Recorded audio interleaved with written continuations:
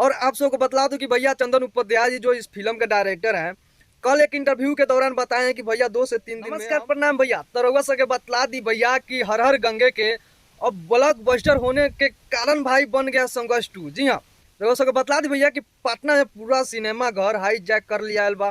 काहे कि पटना में जितना भी सिनेमा घर बा भैया सब में संघर्ष 2 लगी। जी हाँ, रउआ सबके बतला दी कि भैया ये बात हम कहे वाला ना है, ये बात कहे वाला है हमन खेसारी भैया के नाजायज औलाद। जी हाँ, काहे कि इनका कहे के मतलब है भैया कि संघर्ष 2 के आगे कोनो फिल्म ना टिक पाई और भाई ब्लॉकबस्टर होई तो संघर्ष 2 ही।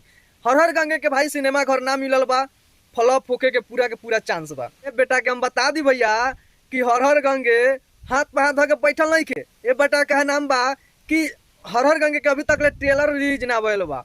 भाई पावर स्टार है, पावर स्टार का भैया टीम है, मुंड बनने में थोड़ा टाइम लगेगा, इंतजार थोड़ा करवाएंगे पवन भैया। जब माहौल बन जाएगा तब जाकर ट्रेलर आएगा और तुरंत फिल्म आप सबको देखने को भैया मिल जाएगा। और आप सबको बतला दूं कि भैया चंदन उपाध्याय जी जो इस फिल्म के डायरेक्टर हैं, कल एक इंटरव्यू के दौरान बताए कि भैया 2 से 3 दिन में हम ट्रेलर का अपडेट देंगे कि कब तक ट्रेलर आने वाला है। तो भैया क्या टेंशन है, पावर स्टार पवन भैया का गाना आ ही रहा है, आप लोग एंजॉय कर ही रहे हैं। अभी फिलहाल में एक गाना आया है जो कि इस गाने के आगे कोई नहीं टिक पा रहा है, जिस गाने का नाम है कलकतिया राजा। भैया सबके दिलों दिमागों पर राज कर रहा है कलकतिया राजा।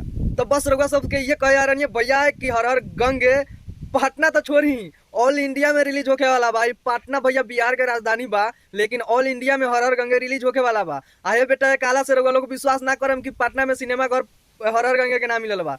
जितना भी भैया सिनेमा घर मिलल बा पूरा के पूरा भैया बवाले यानी बॉन्डर बचावे वाला भैया सिनेमा घर मिलल बा। बहुत ज्यादा संघर्ष 2 से बहुत ज्यादा सिनेमा घर में लागे वाला बा हर हर गंगे। काहे कि भैया एक क्वालिटी और जो उतना डिमांड बानू हर हर गंगे के उतना भैया संघर्ष 2 के डिमांड नहीं खे।